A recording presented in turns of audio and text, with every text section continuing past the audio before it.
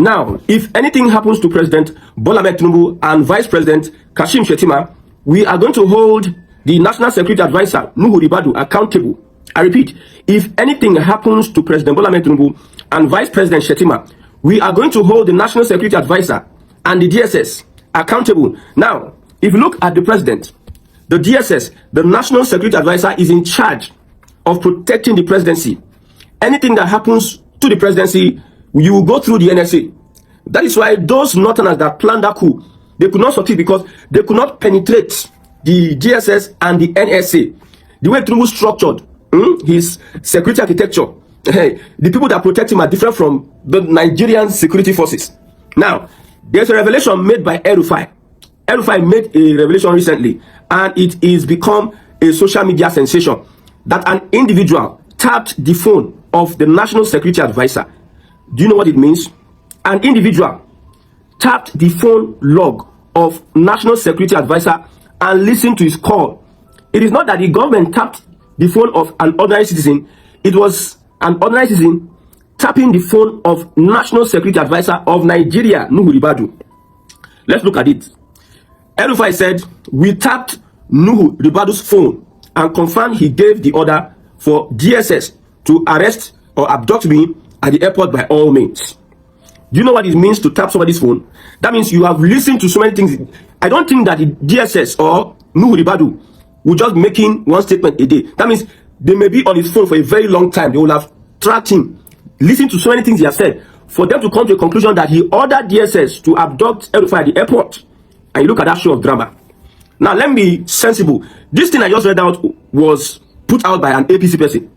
They are saying, the APC, they are saying that if anything happens to President Bola Ahmed Tinubu, they will hold the NSA responsible. They are asking Ribadu to arrest, to call El-Rufai for questioning. Mind you, the statement by El-Rufai, he said one of their associates, not that he tapped. Look at the statement. One of their associates tapped the phone of the NSA. Man, according to the lawyer, the only two reasons anyone will be tapping the conversations of the National Security Advisor are treason and terrorism. If an ordinary citizen, let me repeat it again, because people don't understand the weight of this treasonable felony. It is terrorism. If an ordinary citizen can tap the phone of the national, the highest level of security, National Security Advisor, Boko Haram ko, ISWAP ko, Lakuraba ko, and it is a Northern Fulani politician that said this. He and his associates, they tapped the call logs of the National Security Advisor. Do you think that we can stop insecurity in Nigeria anytime soon? Look at the General Uba that was killed by ISWAP. General Uba was communicating with his own people on WhatsApp that he is in a certain location. They should come and rescue him. He was communicating with his boys. So at the end of the day, the people that located him first were the ISWAP terrorists. So we don't know the implications of all this. For him to make that statement, although I know, let me be sincere with you, I know he's trying to pull the legs of the federal government. I'm following the logic of the APCO by analyzing that if an ordinary citizen can tap the phone log of somebody who protects the president, that means the president is in trouble. We are not sure of anything yet. It is perspectives and perceptions. But he made a statement that we tapped. That means we are in serious danger. So if they are having to give order or do one, it can be tapped. Somebody not in power, somebody not that it is somebody in the NSA office that tapped the phone log of the NSA. It is not somebody in the office, somebody outside. Not to talk of what the infiltrators, what the Boko Haram working in Tinubu's government, the ISWAP, the terrorists, the bandits working in Tinubu's government can achieve. If somebody outside can tap the phone of the National Security Advisor, it is a big slap on Nigeria. And you see, other countries will be looking at us and they'll be laughing. I hope the statement from El-Rufai, even though there are two sides to this story. Number one, let me look at the other side of this particular revelation by El-Rufai. El-Rufai wants to create tension. That one is understandable. He wants to create tension. If he actually tapped the phone of the National Security Advisor, he shouldn't have said it. He shouldn't have said it. Someone that really did that wouldn't have said it. But see, in politics, anything can happen. No? Politicians are unpredictable. Anything can happen. So if he said so, let's give him the benefit of doubt. But I don't believe. I think he's setting a trap for the presidency so that they can arrest him. I told you before that when it comes to politics, if the opposition wants to make impact in this next election, they need to make sure they do something. I said it, if you listen to me. They need to make sure they do something to make them arrest them. And I look at some APC reacting emotionally to what El-Rufai said. It is possible they could track. But this is politics. If you arrest El-Rufai now, you are playing to some kind of gallery. You know what El-Rufai said? Even said the government also tapped the phone of his citizens. That's his own excuse. He didn't even directly say he's one attacked. He passed it on to another person. So if you invite him today, the body will be on him, revealing the person that did such. And if he refuses, it is another tug of war. El-Rufai is not running for presidency. El-Rufai is not running for one. He's not running for anything. So if he goes into prison, it's going to be useful for the opposition to use El-Rufai arrest against the presidency. I reiterate again, nobody's above arrest. If the government wants to arrest anybody, if Tinubu finishes his 8 years or he loses or whatever it is, if Tinubu stops being a president, if the government wants to arrest Tinubu, nobody will stop the government. If it's a small boy that is the president and they want to arrest Tinubu, so nobody's above arrest. So the government know that this guy is playing politics with what he said. The government will want to ignore, but there's many pressure on the APC saying that anything that happens to the president, this. Somebody say it is treasonable and terrorist-related offense. It tells you why I tell you that we should not allow the Fulani close to the corridor of power. If they made Pantami, is it communications minister? They made Pantami a well-known Al-Qaeda affiliator, a well-known terrorist sympathizer, or even if whether he's not even a terrorist, only God knows. They made him in charge of our communication that has our data. You know, there's a backup that has our information in Nigeria. Has all the critical information. Buhari carry Pantami, make him Minister of Communications or Minister of Interior. No, not Interior. Communications Minister. That's what a Fulani. And you are surprised that a El-Rufai can do such. You see, when I tell you that we must fight as Southerners to unite together to make sure that we overpower and destroy the influence of Fulani in our system, people don't understand. Much more things can happen.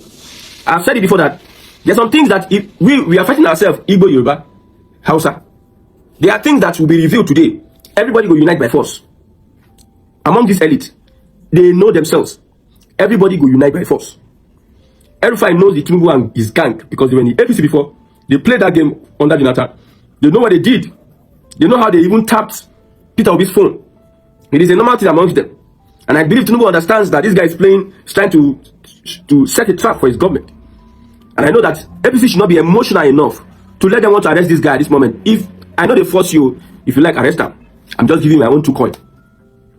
I just believe that if you really tap that phone, he will not make a noise about it. Or he is making noise so that he wants to achieve something, which I said, for you to arrest him. That is what he wants. So if you go on to arrest him, there's a lot of problems on ground between Tinubu's government and Northern Muslims. I repeat, there's a lot of problems on ground between Northern Muslims and Tinubu's government. Number one is the tax bill. You're asking Tinubu government, step down this tax bill. It is not going to benefit Northern Nigeria, especially Northern Muslims. There's pressure to eradicate Sharia from our system. That one is another tool. Now every Friday, they're going to use this, all these things against Tinubu, indoctrinating their people, telling their people, you see, Tinubu wants to abolish our religion, blah, blah, blah. Tinubu has displaced our people, empowering his people, is appointing charlatans amongst us to destroy us, to decimate us, blah, blah, blah. That is what they will be telling them at the mosque every Friday now.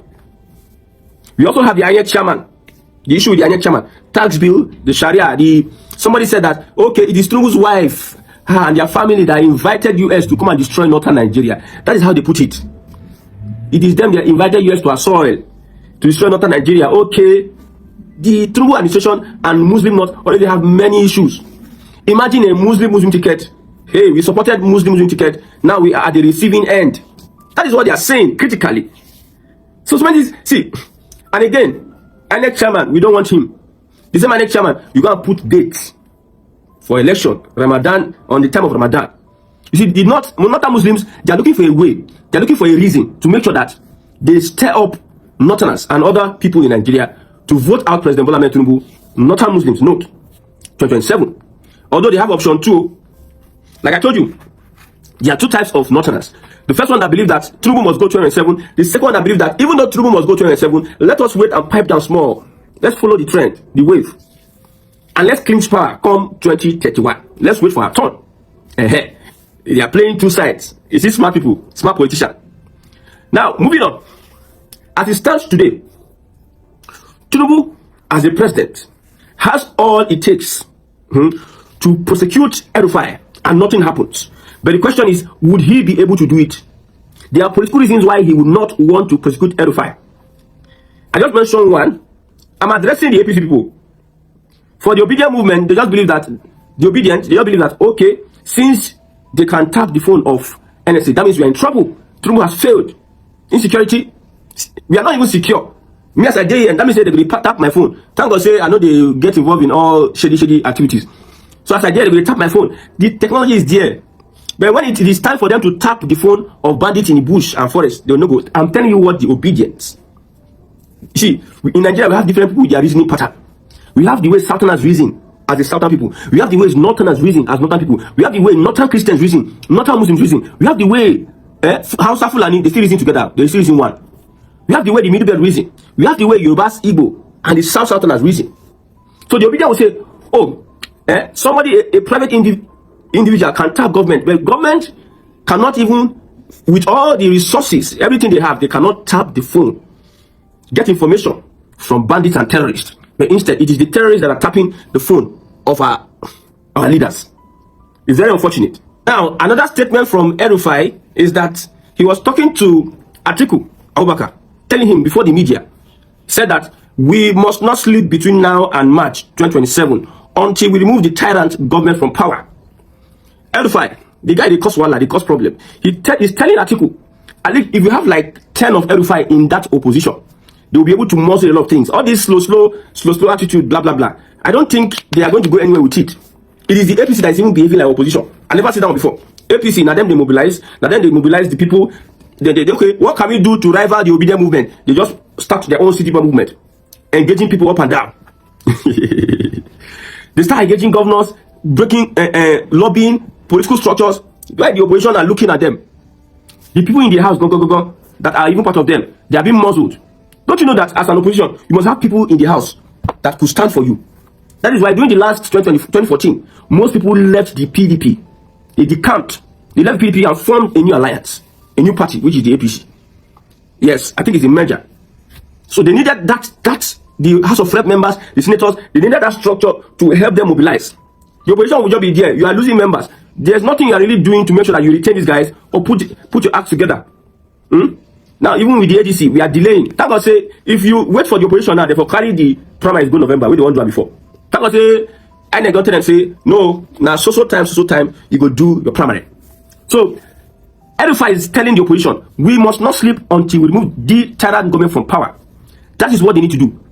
Every single day, something should happen. They must push a narrative that will make everything they hot. Everywhere, everywhere go they like vibrate. Vibration. That's what the opposition need to do. There are a lot of tools that is available for them to use, but they are not using it. We are always asking what is happening. You just see the other protests. I believe they were listening to some of us that were saying that any protest that they are doing that don't have the people like Peter Obi, people like the leaders of the ADC, any protest that they are doing that these people are not in it, they should just forget it. They should just forget it. We saw them in the protest. Now that protest don't need to stop. Because the electoral bill now, should they say they will come harmonize. And they're waiting until they harmonize and they pass the bill before they start looking for things. Now there should be a lot of pressure on what the people want and what they demand. Let them be reminded. Let the protest be going on until that day of they're going to this harmonization committee and this will have their own what they propose. They will propose. They will not come together. However, they know that if it is not in time, the ruling party has upper hand in the election. Every party has opportunity to do one or two things, but without real-time transmission of results, the ruling party has an upper hand because now them hold the carrot and the stick. Now then they appoint judiciary. We will judge the case, and then they appoint judiciary. Now they appoint IG of police. We will protect ballot box, stop you from snatching it. I know sometimes reverse is the case. The police, instead of them to protect the voter, they protect the ballot box snatcher and the vote sellers. Instead of them, they should prevent vote buying. They will protect the people that are buying votes. Or vote buyers. Not vote sellers. Vote buyers. Reverse is the case. In Nigeria system, reverse is always the case. Now, the main problem which is INEC, I have told you before that in any election at all, if we can get INEC to act like INEC has no choice. Make INEC have no choice than to act in a manner. If the laws are amended, if the laws are clear that they must do real time. If they don't do real time, they are going to jail. If you make laws that restrict INEC, INEC is the main problem. Forget Tinubu, forget APC. INEC is the main problem. If you don't fix INEC, my brother, you are not fixing. You are not fixed. INEC can come today and say, election, Tinubu win. The rest go to court. What will you do? You take INEC to court. If INEC announce P2B wins the election, you know it's a game changer. Despite if everything that APC structure, everything they have done, despite what they have done, if INEC announce P2B winner or announce a result that is not rigged, like if INEC decides against anything, any influence, whatever, to conduct a free and fair election, if INEC decides not to be partisan and resist any attempt to bribe its officials and REC members, if INEC decides, you don't need to worry too much about the police or the judiciary, because INEC na them the main gang. But the opposition is there, they are relaxed. People are relaxed and say, what is going to happen now? What is happening? We are hot. Do something. Because you don't need to allow them rest. Let it enter their cerebellum that it is real-time transmission of results. We want anything they pass is their own problem. So that pressure will be on them. You saw how they had to convey an emergency meeting. They saw the element of people that came for the protest. Earlier, Aisha Yusufu, as Mother Obedient, other people started the protest. It was not that much. But when P2B came into the picture, people mustered the courage to come out enhance and do what they needed to do. So as it stands, I agree with El-Rufai. But see, this thing, Depot, there are some things I don't want to say. If I remember it, I will be laughing. One of the biggest losers in all of this is P2B. Biggest losers. He's playing politics with politicians that the plan, where did they plan? The arrangement where they do. If you know 10% of the arrangement where they don't for back, and they are pretending in our front. If you know the kind of people Peter Obi is involved with, Peter Obi is not a politician now. If you know the kind of people, you know that Peter Obi is one of the biggest losers in all of this. May God help Nigerians. El-Rufai had been invited to EFCC sometime last year. He was abroad and he replied that he will be back to see them. So when he was accosted at the airport, we all assumed it was EFCC, and he also assumed so, but he later discovered that it wasn't EFCC. It was the NSA, according to him, who sent DSS, to go and arrest him. Yes, through the ICPC. And they said that this has been what he had been using since, for any of his dirty work. Some things came out when El-Rufai was talking. One of which is the fact that someone tapped the phone of Nuhu Ribadu. Now, while people are facing the aspect of the fact that that's a crime and he admitted to it, it wasn't him that he said did it, he said somebody. And he admitted that someone did this thing and he knew about it. Whilst that was on, the other aspect of it is our national security advisor, the one that is the one in charge of our security. How did your phone get tapped? How? I can see Uncle Bayo Ononuga saying that El-Rufai should be picked for saying that someone tapped it for knowing about the tapping or something like that. I think no, in fact, NSA should deny that his phone was tapped because it's a shame. It would be a big shame if his own phone could be tapped and he did not know, and they are listening to the conversation of our NSA. Then you're not safe. If opposition can listen to the conversation of the NSA, they can do anything with it. Maybe they should change the NSA. Yes, I will confess, I don't even like him like that. I don't even like him like that. El-Rufai mentioned something, and that is that it is Nuhu Ribadu that had been behind the plight of northern elites, northern politicians in APC. APC members that are from the north. He had been behind their ordeals. Why? Because he has been nurturing. He was a presidential candidate before, nurturing his presidential ambition. And anyone that he thinks might want to fight for that ticket with him come 2031, he's doing everything to make sure that he removes them from APC. He's assuming, of course, that APC will be the party that must come into power. Is not factoring into the fact that, look, God is the only one that gives power. And when he wants to give it, it is not about how much you do or how much you have not done. It is his choice. You will only do your bit. And so planning from now by frustrating even people who were his friends, it's uncalled for. So me, I'm back to what I am saying. It is It is a grave thing for our national security advisor's phone to be tapped. And if it has been successfully tapped, as a person, I am saying that he's not worthy of that position. He's not guiding us anything. He doesn't know about security. He doesn't even know that his own phone is tapped and he's watching over Nigeria. What a watch. That is my own verdict. Before you talk of El-Rufai will deny it, of course. El-Rufai will not be forced to show you you cannot be forced to show you who it was that said it. It can even turn into, hey, I was just talking my own or trying to be big. There's nothing you can really do, because unless you have evidence that he has the recordings, in his hand with him, you cannot be able to carry him. It's NSA we should face.